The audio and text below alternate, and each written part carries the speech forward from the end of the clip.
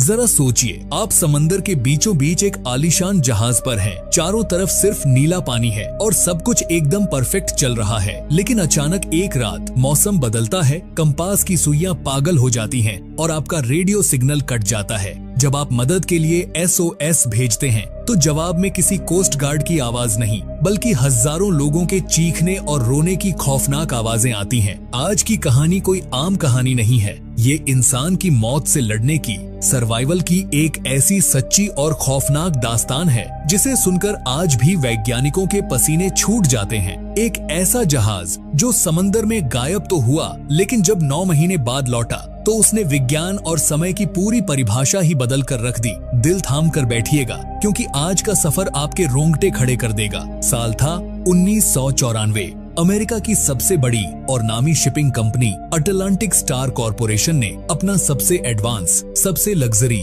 और आलीशान पैसेंजर जहाज समंदर में उतारने का फैसला किया। इस विशाल जहाज का नाम था MS ओशनिक ग्लोरी। इसे उस वक्त का इंजीनियरिंग मार्वल कहा जा रहा था, जो टाइटैनिक से भी ज्यादा सुरक्षित माना गया। 13 नवंबर की सुबह थी। दिन था शुक्रवार, जिसे पश्चिमी देशों में और खासकर समंदर के नाविकों के बीच बहुत मनहूस और अपशकुन माना जाता है। लेकिन साइंस और टेक्नोलॉजी के नशे में चूर कंपनी को इन पुरानी बातों से कोई फर्क नहीं पड़ता था। ये जहाज न्यूयॉर्क के बंदरगाह से इंग्लैंड के लिए अपने पहले और सबसे अहम सफर पर निकलने के लिए तैयार था। जहाज पर कुल 400 लोग सवार थे, जिनमें 150 बेहद प्रोफेशनल और काबिल क्रू मेंबर्स थे और 250 VIP पैसेंजर्स थे, जो अपनी लाइफ का सबसे बेहतरीन सफर एंजॉय करने आए थे। इस पूरे जहाज की कमान सौंपी गई थी कैप्टन आर्थर ब्लेक के हाथों में। कैप्टन ब्लेक कोई आम इंसान नहीं थे। उनके पास समंदर का 35 सालों का तजुर्बा था, लेकिन तजुर्बे से ज्यादा उनके अंदर घमंड भरा हुआ था।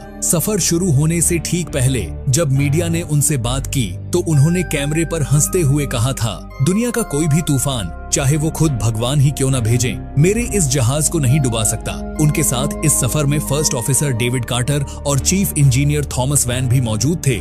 बंदरगाह पर बजते हुए बड़े बड़े हॉर्न और लोगों की तालियों के बीच जहाज ने समंदर का सीना चीरना शुरू किया। शुरुआत के 3 दिन तो सब कुछ एकदम परफेक्ट था। समंदर का पानी किसी शीशे की तरह शांत था। जहाज 24 नॉटिकल मील की फुल स्पीड से अपनी मंजिल की तरफ आगे बढ़ रहा था। डाइनिंग हॉल में रोज रात को शानदार पार्टियां चल रही थीं। लोग शैंपेन पी रहे थे और लाइफ को एंजॉय कर रहे थे। लेकिन डेक पर हंसते गाते उन लोगों को इस बात का बिल्कुल भी अंदाजा नहीं था कि समंदर के उस बेहद शांत और गहरे नीले पानी के नीचे कोई बहुत ही खौफनाक चीज उनका बेसब्री से इंतजार कर रही थी। सफर का चौथा दिन शुरू हो चुका था। रात के ठीक 2:15 हो रहे थे। समंदर में अक्सर रात के वक्त एक अजीब सी शांति होती है, लेकिन आज रात का सन्नाटा कुछ ज्यादा ही गहरा और चुभने वाला था। First officer David Carter control room bridge में अपनी नाइट शिफ्ट पर थे। वो अपनी कॉफी का कप लेकर रडार स्क्रीन की तरफ मुड़े ही थे कि अचानक उनके हाथ से कप छूटकर जमीन पर गिर गया। उनके माथे पर ठंडे पसीने की बूंदें चमकने लगी। रडार स्क्रीन पर जो दिख रहा था वो किसी भी इंसान का दिमाग सुन्न करने के लिए काफी था। रडार दिखा रहा था कि समंदर की गहराई में जहाज के बिल्कुल नीचे और बहुत ही करीब कोई बेहद विशाल चीज तैर रही है। वो चीज कोई व्हेल या सबमरीन नहीं थी, बल्कि वो उनके इतने बड़े जहाज से भी कई गुना बड़ी थी। डेविड का दिल झोर झोर से धड़कने लगा। उन्होंने अपनी नजरें रडार से हटाईं और दौड़कर ब्रिज के बड़े से शीशे से बाहर समंदर की तरफ झांका, लेकिन बाहर सिर्फ घुप अंधेरा था। आसमान में न कोई चांद था, न तारे, और समंदर का पानी किसी काली स्याही जैसा लग रहा था। कुछ भी दिखाई नहीं दे रहा था। डेविड ने तुरंत अपने जूनियर को अलर्ट किया और कैप्टन ब्लेक को जगाने के लिए इंटरकॉम उठाया, लेकिन तभी जहाज के अंदर का तापमान अचानक तेजी से गिरने लगा। जो समंदर कुछ देर पहले तक एकदम शांत था, वहाँ अब एक अजीब सी घुटन महसूस होने लगी थी। क्रू मेंबर्स को ऐसा लग रहा था जैसे कोई अदृश्य ताकत उन्हें लगातार घूर रही है। पानी के अंदर तैरती हुई उस चीज ने अब अपनी दिशा बदल ली थी और वो सीधे जहाज के पैरेलल चलने लगी थी। डेविड समझ चुके थे कि कुछ बहुत बुरा होने वाला है, लेकिन वो चाहकर भी कुछ नहीं कर पा रहे थे। ये वो पल था जब जहाज पर मौजूद 400 लोगों की जिंदगी हमेशा के लिए एक ऐसे रास्ते पर मुड़ने वाली थी जहां से वापस आने का कोई रास्ता किसी नक्शे में मौजूद नहीं था। ठीक रात के 3 बजे जहाज के अंदर कुछ ऐसा हुआ जिसने सबकी रूह कंपा कर रख दी।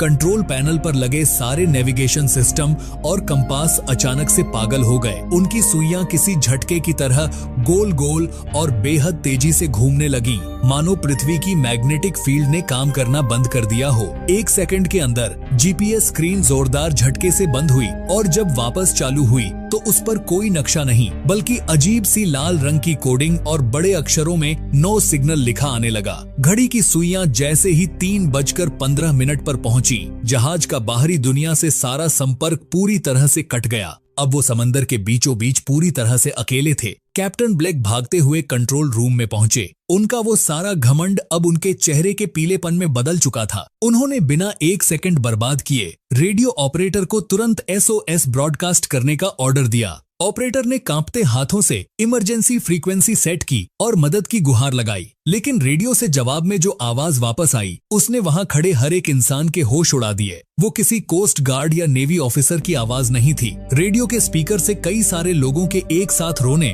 दर्द से तड़पने और बहुत ही डरावनी आवाज में फुसफुसाने की खौफनाक आवाजें आ रही थीं। ऐसा लग रहा था जैसे वो आवाजें समंदर के पाताल से आ रही हों। कैप्टन ब्लेक ने तुरंत इंजन को रिवर्स करने का ऑर्डर दिया, लेकिन तब तक बहुत देर हो चुकी थी। जहाज एक ऐसे अनजान और बेहद ताकतवर मैग्नेटिक फील्ड में फंस चुका था जिसने उसे उसके असली रूट से बहुत दूर भटका दिया था। वो अब अटलांटिक के उस हिस्से में नहीं थे जहां उन्हें होना चाहिए था, बल्कि वो बरमूडा ट्रायंगल के एक ऐसे गुमनाम और शापित हिस्से में खींचे चले जा रहे थे जहां आज तक जाने वाला कोई भी इंसान लौटकर अपनी कहानी सुनाने के लिए जिंदा नहीं बचा था। फिर समंदर की सतह से एक बहुत ही घना चमकता हुआ हरे रंग का रेडियो एक्टिव कोहरा उठा और उसने पूरे के पूरे जहाज को अपने अंदर निगल लिया। कोहरा इतना घना था कि 3 फुट दूर खड़ा अपना ही परिवार का सदस्य दिखाई नहीं दे रहा था। पैसेंजर्स के कमरों में अफरा तफरी मच गई। रात के उस खौफनाक अंधेरे में कुछ लोगों ने खिड़कियों से देखा कि जहाज के ठीक नीचे समंदर के काले पानी की गहराइयों में कोई बहुत बड़ी सी नीली हरी रोशनी धीरे धीरे तैर रही है। तभी लोअर डेक से अचानक भारी लोहे को खुरचने और लोगों के जोर जोर से चीखने की आवाजें आने लगीं। कॉरिडोर में भागते हुए लोगों को कोहरे के बीच बिना चेहरे वाले लंबे लंबे काले साए दिखाई देने लगे जो उनके साथ साथ चल रहे थे। डर, घुटन और उस रेडियो से आने वाली अजीब सी फुसफुसाहट ने लोगों का दिमाग इस कदर खराब कर दिया कि वो एक दूसरे को ही पहचानने से इनकार करने लगे। सिर्फ 3 दिनों के अंदर जहाज पर मौजूद 15-20 लोग पूरी तरह से अपना दिमागी संतुलन खो बैठे। दोस्तों, कहानी अब उस मोड़ पर जा रही है जहां से वापस आना नामुमकिन है। अगर इस सर्वाइवल थ्रिलर ने अब तक आपके रोंगटे खड़े कर दिए हैं तो अभी इसी वक्त वीडियो को लाइक करें और मेरे इस चैनल को सब्सक्राइब जरूर कर लें। और हाँ, कमेंट करके मुझे ये बताना मत भूलना कि आप ये वीडियो किस शहर या किस देश से देख रहे हैं और आपका नाम क्या है। आपकी सपोर्ट ही मुझे ऐसी रियलिस्टिक और सच्ची घटना वाली कहानियां लाने की हिम्मत देती है। चलिए अब वापस चलते हैं उस शापित जहाज के अंदर। जहाज पर खौफ का माहौल तब और गहरा गया जब पहली गुमशुदगी की खबर आई। 3rd इंजीनियर मार्कस, जो इंजन रूम में फ्यूल पंप चेक करने गया था, वो वापस नहीं लौटा। क्रू ने उसे हर जगह ढूंढा। 3 दिन बाद बॉयलर रूम के सबसे अंधेरे कोने में रखे एक भारी लोहे के बक्से की तरफ लोगों का ध्यान गया। वो बक्सा अंदर से लॉक था। जब उसे गैस कटर से काटा गया तो अंदर का नजारा देखकर 2 लोगों को वहीं उल्टियां हो गईं। वहां मार्कस का शरीर नहीं था, सिर्फ उसके खून से बुरी तरह स्ने हुए कपड़े और उसके जूते पड़े थे। उसका पूरा शरीर, हड्डियां, मांस, सब कुछ कहां गायब हो गया ये कोई नहीं जानता था।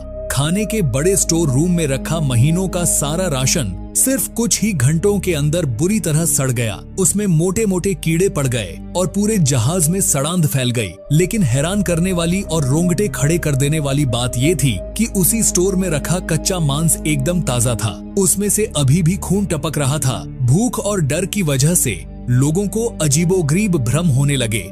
जिंदा रहने और खाने के लिए अब इंसानों के बीच ही जानवरों जैसा खूनी खेल शुरू हो चुका था। पैसेंजर्स अभी भूख और पागलपन से जूझ ही रहे थे कि तभी समंदर के नीचे से जहाज को एक बेहद जोरदार और भयानक टक्कर लगी। ये कोई चट्टान नहीं थी। जहाज पर मौजूद लोगों को ऐसा महसूस हुआ जैसे किसी विशालकाय अनदेखे हाथ ने जहाज को नीचे से अपने पंजों में जकड़ लिया हो। इस टक्कर से पूरा का पूरा जहाज एक झटके में 30 डिग्री तक एक तरफ झुक गया। टेबल, कुर्सियां और इंसान सब फिसल कर दीवारों से जा टकराए। इस झटके से लोअर डेक की लोहे की परत फट गई और एक बड़ा सुराख हो गया।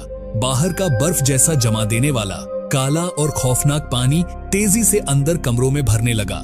लोग अपनी जान बचाने के लिए पानी में तैरते हुए चीख रहे थे। सांसें फूल रही थीं और ठंड से शरीर नीला पड़ने लगा था। चीफ इंजीनियर वैन ने भागकर पानी निकालने वाले भारी इमरजेंसी पंप चालू किए। मशीनें पूरी ताकत से गरजीं, लेकिन कुछ ही मिनटों बाद वो सारे पंप एक जोरदार धमाके के साथ फट गए और जब वो फटे तो उनमें से समंदर के खारे पानी की जगह गाढ़ा खून मिला हुआ बदबूदार पानी फव्वारे की तरह बाहर निकलने लगा। पूरे इंजन रूम में खून ही खून फैल गया। ये देखकर क्रू मेंबर्स की हिम्मत पूरी तरह टूट गई। पानी लगातार बढ़ रहा था और उसके साथ ही लोगों के डूबने और पानी घूंटने की आवाजें पूरे जहाज में गूंज रही थीं। हर कोई सिर्फ एक ही दुआ कर रहा था कि किसी तरह आज की रात उनकी जान बच जाए। लेकिन उस शापित कोहरे में भगवान भी जैसे उनकी आवाज नहीं सुन पा रहा था। कैप्टन आर्थर ब्लेक का वो सारा घमंड जो सफर शुरू होने से पहले कैमरे के सामने दिख रहा था, अब उनके आंसुओं में बह चुका था। वो अपने घुटनों पर बैठे थे और कांप रहे थे। जब उन्हें लगा कि जहाज कुछ ही घंटों में समंदर की कब्र में समा जाएगा, तो उन्होंने भारी मन से अलार्म बजाया और जहाज छोड़ने का आखिरी ऑर्डर दे दिया। लेकिन तब तक बहुत देर हो चुकी थी। इंसान के अंदर का जानवर जाग चुका था। क्रू मेंबर्स ने पैसेंजर्स को बचाने की बजाय अपनी जान बचाने के लिए बगावत कर दी। फर्स्ट ऑफिसर डेविड कार्टर, जिसकी आंखों में अब सिर्फ सर्वाइवल का पागलपन था, उसने अपनी लोडेड सर्विस रिवॉल्वर निकाली और सीधे कैप्टन ब्लेक के सिर पर तान दी। उसने कैप्टन से लाइफ बोट की मास्टर चाबियां छीन ली। अपर डेक पर जहां लाइफ बोट्स रखी थीं, वहां अब मौत का नंगा नाच चल रहा था। 400 लोग और सिर्फ कुछ ही नावें। हर कोई पहले नाव में कूदना चाहता था। उस धक्का मुक्की, मारपीट और भगदड़ में कई लाइफ बोट्स की रस्सियां टूट गईं और वो सीधे समंदर की तेज लहरों में गिरकर चकनाचूर हो गईं। लोग एक दूसरे को कुचलकर आगे बढ़ रहे थे। डेक पर खून बह रहा था, जिससे पैर फिसल रहे थे। किसी तरह सिर्फ 2 लाइफ बोट्स ही सही सलामत पानी में उतारी जा सकी, जिनमें जान की भीख मांगते हुए करीब 60 लोग बैठ पाए। डेविड कार्टर ने रस्सी काटी और वो 60 लोग उस घने हरे कोहरे में समंदर की लहरों के बीच अपनी जान बचाकर निकल गए। लेकिन पीछे जहाज पर रह गए 340 लोग, जिनमें औरतें और बच्चे भी थे। वो उसी डूबते हुए, चीखते हुए शापित जहाज में मौत का इंतजार करने के लिए छूट गए। उनकी चीखें धीरे धीरे उस कोहरे में दफन हो गईं। कैप्टन ब्लेक ने लाइफ बोट्स को जाते हुए देखा और वापस अपने केबिन में आ गए। उन्होंने अपनी लॉगबुक खोली और कांपते हाथों से अपनी जिंदगी की आखिरी लाइन लिखी। ईश्वर हम सभी को माफ करे, मेरी गलती ने सबको मार डाला। यहाँ समय पूरी तरह से रुक गया है। हम नर्क के दरवाजे पर खड़े हैं और मुझे उनकी आवाजें आ रही हैं। वो हमें लेने आ रहे हैं। ये लिखकर उन्होंने अपनी आंखें बंद कर ली। लेकिन कहानी का असली खौफ तो उन 60 लोगों के साथ जुड़ा था जो लाइफ बोट लेकर भागे थे। उन्होंने रात भर उस ठंडे समंदर में लहरों से लड़ाई लड़ी। जब अगली सुबह वो हरा कोहरा थोड़ा छंटा और सूरज की पहली किरण निकली, तो उन्होंने जो देखा उससे उनके दिल की धड़कनें रुक गईं। वो समंदर में कहीं आगे नहीं गए थे। पूरी रात नाव चलाने के बाद भी वो बस उस कोहरे के अंदर अपने ही उस विशालकाय जहाज के गोल गोल चक्कर लगा रहे थे। वो एक इन्फिनिट लूप में फंस चुके थे, जहां से बाहर निकलने का कोई दरवाजा नहीं था। अगली सुबह जब दुनिया के लिए सूरज निकला, तो समंदर एकदम खाली था। कोई हरा कोहरा नहीं, कोई तूफान नहीं, लेकिन ओशनिक ग्लोरी का समंदर की सतह से नामो निशान मिट चुका था। अमेरिका में हाहाकार मच गया। यूएस नेवी और कोस्ट गार्ड ने अपने सबसे एडवांस हेलीकॉप्टर्स और शिप लगाकर लगातार 3 महीने तक समंदर का चप्पा चप्पा छान मारा। लेकिन उन्हें उस जगह पर सिर्फ समंदर का नीला पानी मिला। न कोई मलबा, न किसी इंसान की लाश और न ही ऑयल स्पिल।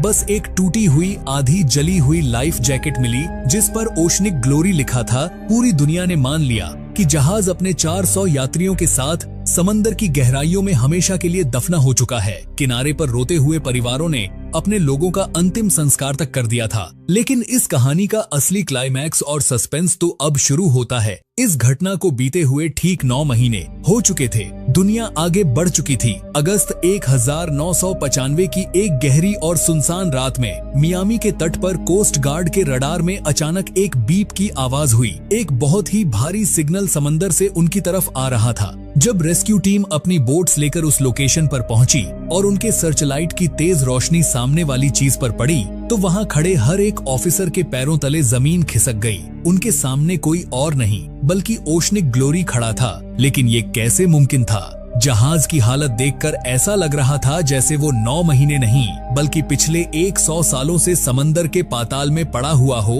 उसकी पूरी लोहे की बॉडी बुरी तरह जंग खा चुकी थी। उस पर समंदर की मोटी मोटी हरी काई जमी हुई थी। रेस्क्यू टीम अपनी गन और फ्लैशलाइट लेकर धड़कते दिल के साथ जहाज के अंदर दाखिल हुई। अंदर का नजारा उनके होश उड़ाने वाला था। डाइनिंग हॉल की टेबल पर खाना एकदम गर्म रखा था। सूप में से भाप निकल रही थी, लेकिन उसी हॉल के फर्श पर लाशों की भयानक सड़ांध फैली थी। पैसेंजर्स के गहने, उनके महंगे कपड़े और जूते कुर्सियों पर बिल्कुल वैसे ही रखे थे जैसे उनके शरीर के अंदर से इंसान अचानक हवा में गायब हो गए हों। लोअर डेक की तरफ जाने पर उन्हें क्रू मेंबर्स के पुराने कंकाल मिले। 400 में से 250 लोगों का कोई अता पता नहीं था। वो हवा में उड़ चुके थे। टीम को लगा कि जहाज पर कोई जिंदा नहीं है, लेकिन तभी रेस्क्यू टीम के कानों में जहाज के सबसे नीचे मौजूद कोल्ड स्टोरेज से लोहे को पीटने की लगातार आवाजें आने लगी।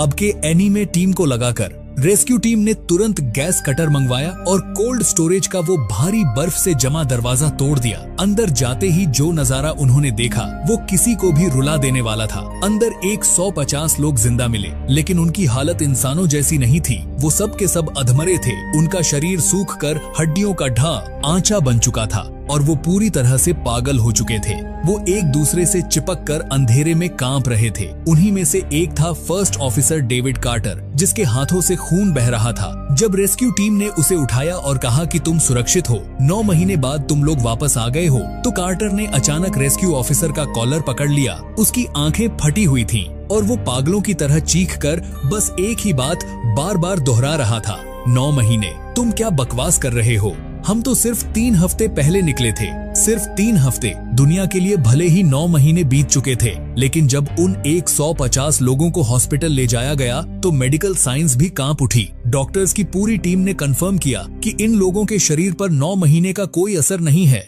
इनके बायोलॉजिकल क्लॉक के हिसाब से ये सच में सिर्फ 3 हफ्ते से भूखे थे। अमेरिका की सरकार ने इस पूरी घटना से घबराकर रातों रात इसे खराब मौसम और तूफान का नाम देकर फाइल हमेशा के लिए सील कर दी। उस जगह का नाम द डेविल्स आई पड़ गया, जहां से आज तक कोई जहाज गुजरने की हिम्मत नहीं करता। लेकिन सबसे बड़ा झटका दुनिया को तब लगा जब 5 साल बाद साल 2000 में इंग्लैंड के एक पागल खाने में सड़क से उठाया गया एक अज्ञात बूढ़ा आदमी मिला। जब पुलिस ने उसकी उंगलियों के निशान लिए तो वो निशान उस जहाज के कैप्टन आर्थर ब्लेक के थे। वो कैप्टन जो रेस्क्यू के वक्त जहाज पर मौजूद ही नहीं था, वो वहां कैसे पहुंचा? ये राज 25 सालों तक फाइलों में दफन रहा, लेकिन हाल ही में कार्टर के पोते को अपने दादा की एक पुरानी डायरी और कैप्टन ब्लेक की खून से सनी वो लॉगबुक एक पुराने संदूक से मिली। उन सबूतों के आधार पर आज एक किताब मौजूद है जिसका नाम है द 315 पैराडॉक्स। आज भी विज्ञान के पास इसका कोई जवाब नहीं है कि अगर वो लोग 9 महीने बाद लौटे और उनके लिए सिर्फ 3 हफ्ते का समय बीता था, तो बाकी के 8 महीने और 1 हफ्ता वो जहाज आखिर किस दुनिया में, किस डायमेंशन में फंसा हुआ था? क्या हमारे इस समंदर के नीचे कोई और ही दुनिया है जो इंसानों के समय के साथ खेल रही है? सच में समंदर के उस अंधेरे में टाइम ट्रैवल या किसी दूसरे डायमेंशन का कोई रहस्यमयी दरवाजा मौजूद है, या फिर ये प्रकृति का कोई ऐसा खौफनाक सच है जिसे हम इंसान कभी समझ ही नहीं सकते? अपनी राय मुझे कमेंट्स में जरूर बताइएगा। अगर इस कहानी ने, इस सर्वाइवल की जंग ने सच में आपके रोंगटे खड़े किए हों और आपको सोचने पर मजबूर कर दिया हो, तो वीडियो को अभी लाइक करें। और हाँ, अगर आपने मिड वीडियो में सब्सक्राइब नहीं किया था तो अब चैनल को सब्सक्राइब करके बेल आइकॉन जरूर दबा लें, ताकि ऐसी रियलिस्टिक और रोंगटे खड़े कर देने वाली कहानियां मैं आप तक लाता रहूं।